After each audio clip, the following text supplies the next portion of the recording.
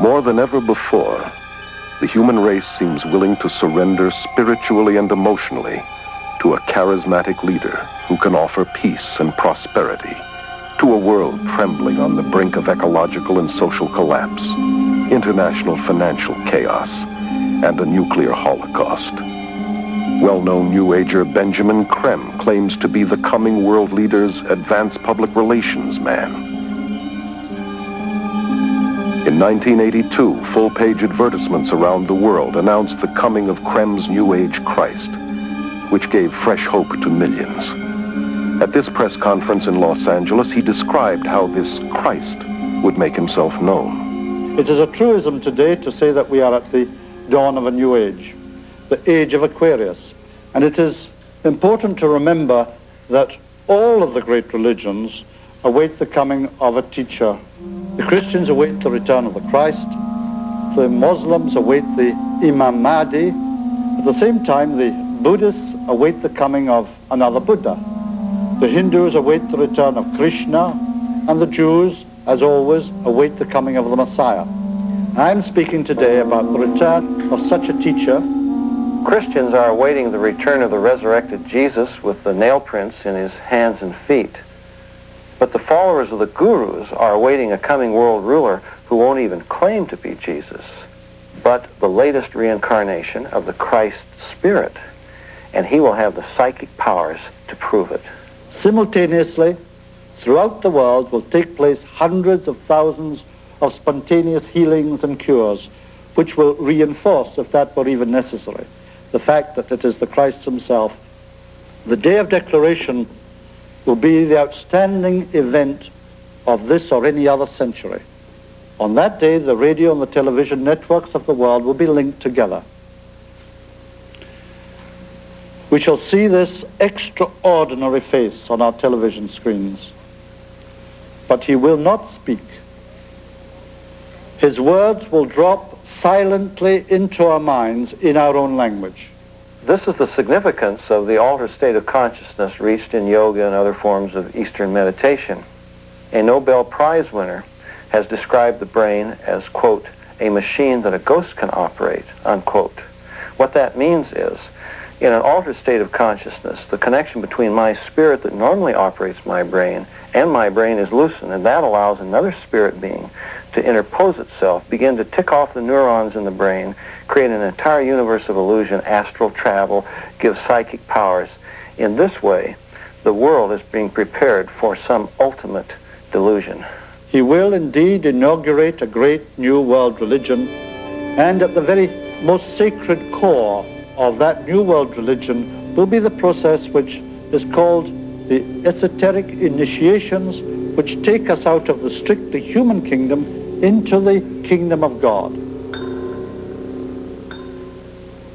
David Spangler, board member of the Planetary Initiative for the World We Choose, which comes out of the United Nations, declares that Lucifer is the same force as Christ, that Lucifer prepares us for our own Christhood, that this is the final Luciferic initiation into the New Age.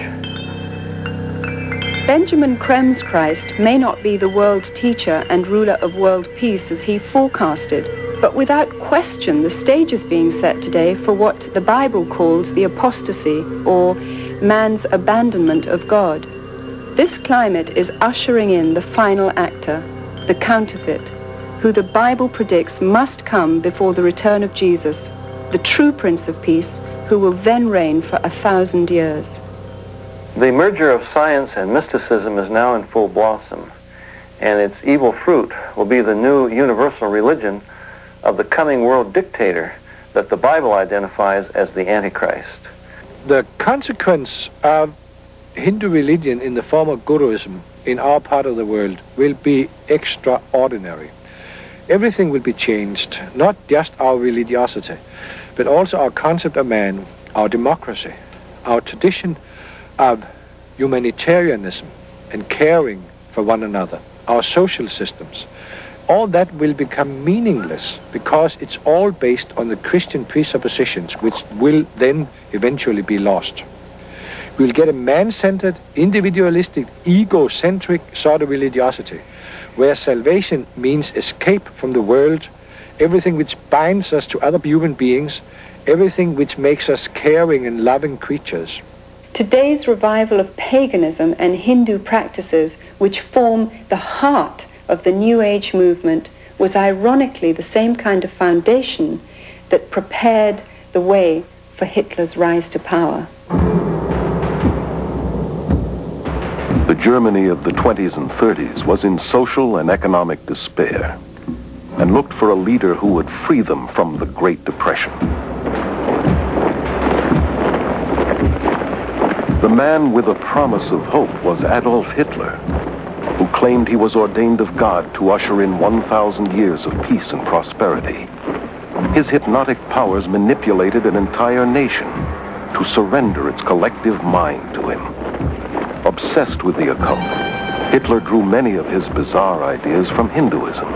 Within Guruism, it's therefore not surprising that we find very positive sentences, very positive stances in relation to Nazism. A number of the gurus have praised Hitler for what he has done, including his killing of 6 million Jews.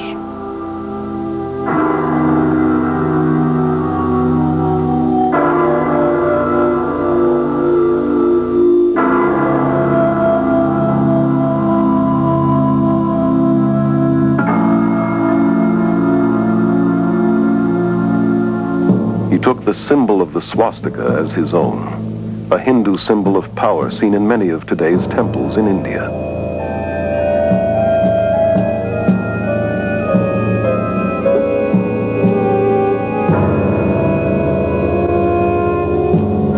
Millions of Germans who submitted to Hitler as though he were God died for him and his cause, much like the followers of Jim Jones.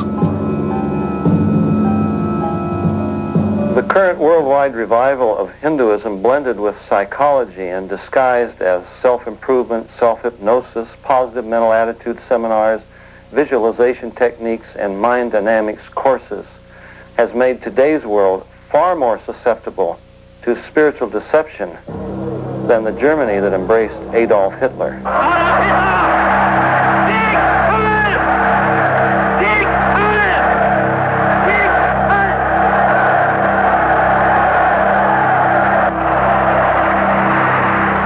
Today, a desperate world is looking for another spiritual leader. Has the human race learned nothing from its own mistakes?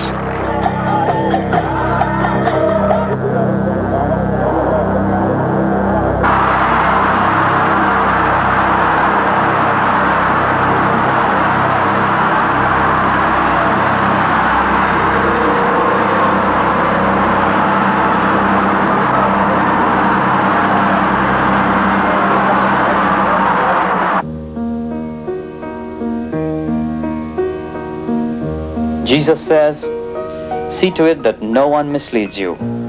For many will come in my name saying, I am the Christ. Behold, here is the Christ, or there he is. Do not believe them. For false Christs and false prophets will arise and will show great signs and wonders so as to mislead, if possible, even the elect. Let no one deceive you. The apostasy comes first. Then the man of lawlessness is revealed, the son of destruction, who takes his seat in the temple of God, proclaiming himself to be God." Jesus said, "I am the way and the truth and the life. No one comes to the Father except through me."